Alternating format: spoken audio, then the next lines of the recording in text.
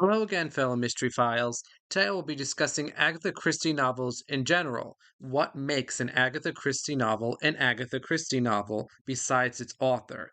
Christie's books are unlike any other author's books. She is the best selling novelist of all time, and there's a reason why she has endured much more than her contemporaries. Not that her contemporaries haven't endured, but Christie is the preference for almost all mystery readers and the biggest influence for mystery writers.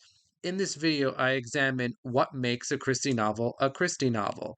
And before I begin, make sure you hit that subscribe button to keep up to date with the channel. Subscriptions and viewership has increased dramatically lately, so let's keep this streak going. I'll start by describing my criteria for what makes a Christie novel. I identified 10 different traits that make Christie stand out. These are all traits I felt best describe the majority of Christie novels. They are identifiable characteristics that aren't always present in other author styles. The first one is that the reader is being led down the wrong path. And what I mean by this isn't that like a character lied to you or something was mistaken or you were tricked with like one incident. What I mean is that Christie obfuscated her novels by misleading the reader entirely about what the plot was. You're looking in the wrong place. The story you thought happened didn't actually happen.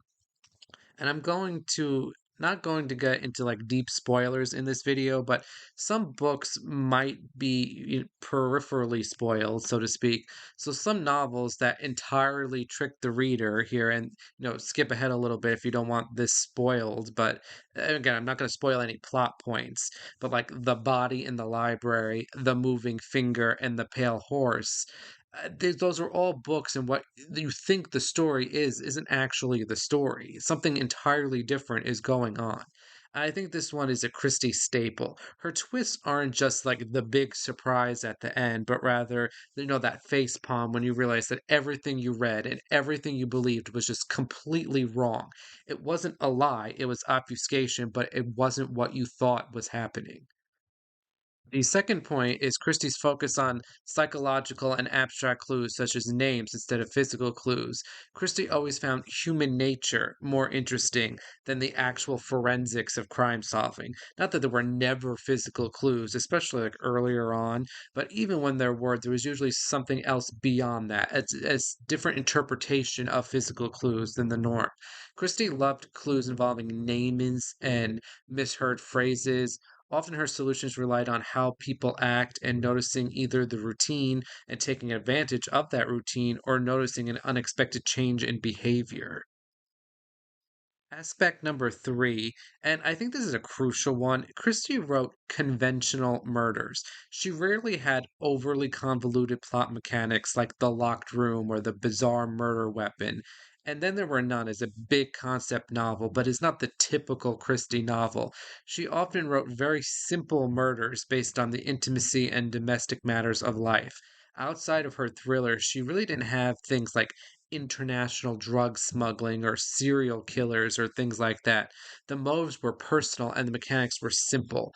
I don't think a lot of people really understand that about Christie, especially people who don't read Christie or maybe have only read her biggest novels. But her murders were actually relatively simple. It was everything else going on that complicated things. Christie writes very economically. She says a lot in a very few words. We rarely receive long winded descriptions of places and people and things. She knows how to get her points across without diving into long descriptions. Her books are typically light and breezy reads. I don't mean to imply they are light in tone, but they are quick reads. I never feel as if Christie slogs in her writing and bears us down in useless details. Everything in a Christie is there for a purpose. It's either part of the plot, characterization, like comic relief to break up darkness, or something like that. She rarely sends us off on plot points that become dead ends. Christie novels exist in a specific time and place. They do not exist in a vacuum like many mystery novels from pre Christie days were. Christie's works are clearly influenced by the time she was writing. They make statements about the day, either praising or critiquing the era. Christie also makes good use of the time and place settings in most of her books. I can believe her novels take place when they did, where they did. Pre-Christie slash Golden Era mystery novels were focused solely on the puzzle, and I would argue too much on the puzzle, that they didn't really incorporate the era outside of like superficial like language use and descriptions of clothing. They existed for the purpose of the puzzle, and they didn't make statements about the time. They didn't dare critique the era its readers were living in, and Christie does do that. And what I mean, I don't mean like she has, oh, a vivid setting. I mean, she takes use of that setting in things like characters and plot and what have you. Now I'm getting into some of the less important aspects of Christie novels, beginning with Christie having in your face solutions. And what I mean by this is that Christie isn't really hiding her culprit as much as people think she does. She often puts her killers right out in the front, right out in the open, and sometimes obviously so. She has the freedom to do this because she obfuscates so well. She can put big red arrows at her killers and her clues and still have them go unnoticed. This is apparent on rereads once you know the killer, and you can just smack yourself in the face of how obvious it is once you know the truth. Christie mysteries typically involve a closed circle of suspects. This is a term that is thrown around a lot in the world of mysteries, and like most terms, I think it's often used incorrectly. A closed circle of suspects means that only a limited number of people could have committed the murder, and this sets up a sense of isolation. Think like Death on the Nile and Murder on the Orient Express. I think this term is misused because as readers, we know the killer is going to be amongst a limited group of people, but a closed circle of suspects means that in universe, in the story, it can only be certain people. Crime scenes that are accessible to all are not closed circle of suspects. Really, a closed circle is meant to establish the sense of isolation more than anything else. It's not really for the reader who is only going to consider named characters in the book. I think of books like After the Funeral is sometimes said to be a closed circle of suspects, but it is not because their possibility of an outsider committing the crime is possible. I mean, it's even brought up in the book as a possible solution, which of course it isn't because it's a Christie novel. But in universe, if that setting was a real place, the police would have to consider outside suspects, thus making it not a closed circle of suspects. And also, a close circle of suspects can be established in other ways besides physicalness. Sometimes certain knowledge needs to be held in order to commit a crime, in which case the closed circle is actually smaller and you don't have to rely on the physical boundaries of the crime scene. Let's talk about tone. Christie's novels, I would say, are best described as dark books hidden by light. And what I mean by this is that her murder plots are actually quite dark, violent, and brutal. They are not cozy. They are, in fact, the opposite of cozy. However, you almost don't notice this because her writing style covers this up. I think of books like The Body in the Library, which I would consider the best example of this. The murder plot in that book is very warped and very dark. And I won't get into why, but Christie is able to cover it up by putting that plot in what amounts to a satire novel. She is parodying the mystery novel genre in that book. And there's so many novels where Christie does this, and it makes the books easier to read. I disagree, but a lot of readers refuse to read books that are unpleasant or disturbing. So Christie is making her books more accessible to her readers. You almost don't even notice how disturbing some of these crimes are until you like really sit down and think about it. Now, there are, of course, darker Christie novels like And Then There Were None and The Pale Horse that lack that sort of light cover and just go all in on the atmosphere. And these final 2 points are very minor, but I did decide to include them. The first of these is the namesake of this channel, a summation gathering. The idea of assembling all of the suspects, or most of them, and revealing all the puzzles and the clues of the novel to explain what happened has become a staple of the genre. But it's not really as common as I think people think they are in the Golden Age. The reason why Christie uses these often is because she features amateur detectives. Poirot and Marple and the others lack the authority to make an arrest. The way they solve these mysteries does not aid the police in making the arrest. The police need physical evidence and proof, as we see in like Roderick Allen novels, where Niall Marsh just often throws in a haphazard physical clue for Inspector Allen. The way Poirot and Marple often catch their culprits is by exposing them, which is the purpose of the summation gathering. They make it so the killer confesses or breaks down under the pressure. The other characters turn on that person and get together under the guidance of the detective to put their information together. The summation gathering's main purpose is not to provide a solution to the reader, although it does double as such. No matter what, we always get a full explanation, but the manner of it being revealed matters in a Christie novel. And the final aspect is a biting wit and humor. Christie's books have a sense of humor about them, especially the Miss Marples, which I often find have some very funny sly digs at people, especially Raymond West. But many Christie novels are humorous as well.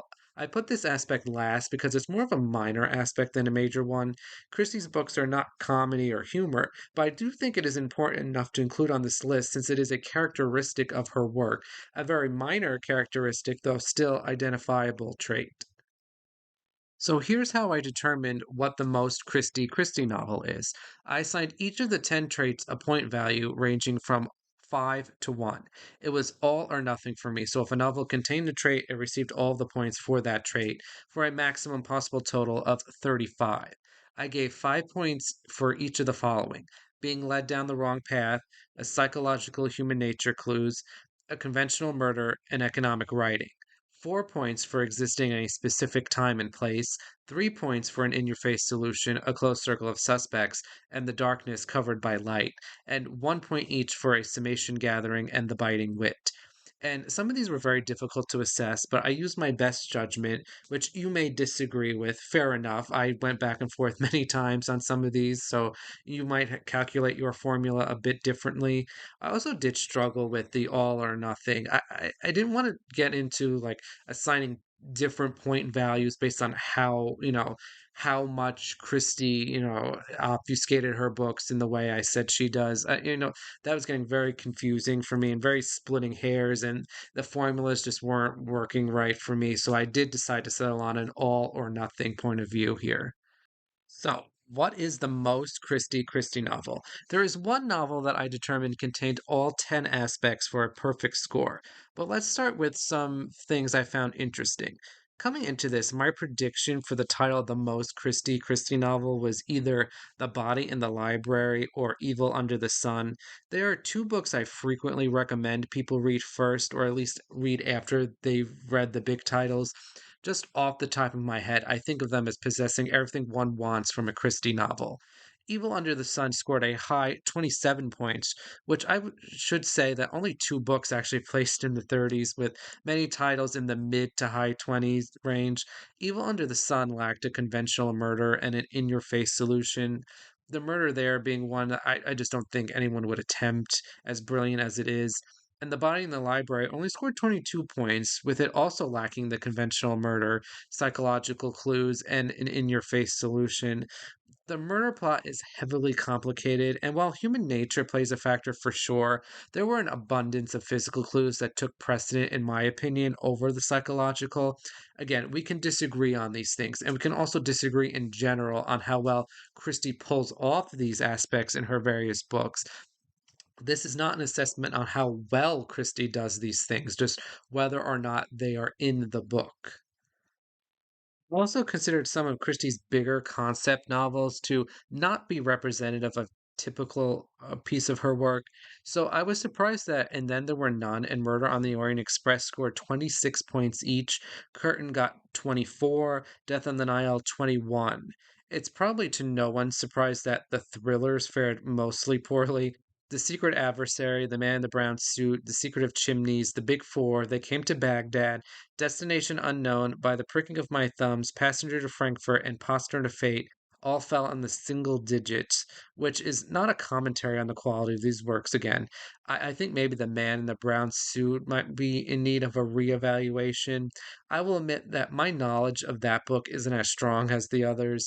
The Big Four earned the title of least Christie novel with 1 point, which I gave it for humor. Death Comes as the End and Murder is Easy are the two lowest placing like true murder mystery novels at 9 and 8 points respectively.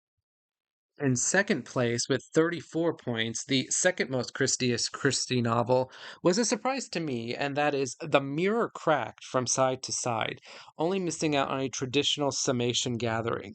And we can quibble over how well this book does many of these things, especially in regards to leading you down the wrong path, but when assessing it against my criteria, I think it's pretty clear this book meets 9 of the 10 items. Again, does it do them well is iffy, but this list doesn't assess quality.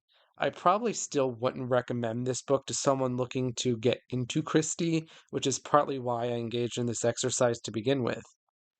In first place, with the title of Most Christiest Christie Novel, is one I thought could take the title, but it wasn't amongst my top picks. And with 35 points, that is Peril at End House. And this makes sense. I mean, this one is one of the novels I recommend to people who want to get into Christie. I think of Peril at End House as the typical Christie novel. It leads you down the wrong path, it has an abundance of human nature and related clues, a fairly basic murder plot ingrained in the intimate lives of the characters, doesn't take us on winding side plots, is a product of its time, has a pretty obvious solution once you know, has a closed circle of suspects and a sense of isolation, has a dark plot masked with joy and frivolity, has a summation gathering, and is humorous. It does all of those things very well, I would add. I think this book is starting gradually to get its due as a top notch Christie novel. For a while, it was sort of a hidden gem, but now it's growing in recognition, which is means it's just ripe to be ruined with a new adaptation with Kenneth Branagh. But let's keep our fingers crossed that doesn't happen. And I feel much more confident in recommending this book as one of the introductory Christies than I was previously, and I might start using this as the book to recommend to others. And that is it for this video. I'm going to put up the full scores for this project at the end of the video without commentary once I signed off. So if you're interested, you can stick around and look at that. And next week, I will continue with this project by determining which books from other authors are the most Christie-ish. This is a means I developed to helping new readers get into other authors. One of the reasons why I started this channel was to introduce other non-Christie mystery writers to new readers. I hope this project will do that. Don't forget to subscribe and like this video and leave a comment below. I think there's probably a lot to comment here on. I'm not totally sure I formulated everything here correctly. I don't know if this is the best means to assess this metric, but it's what I come up with now, and it might be worth revisiting in the future. So if you have any other ideas or suggestions, please let me know. Until next time, Mystery Files.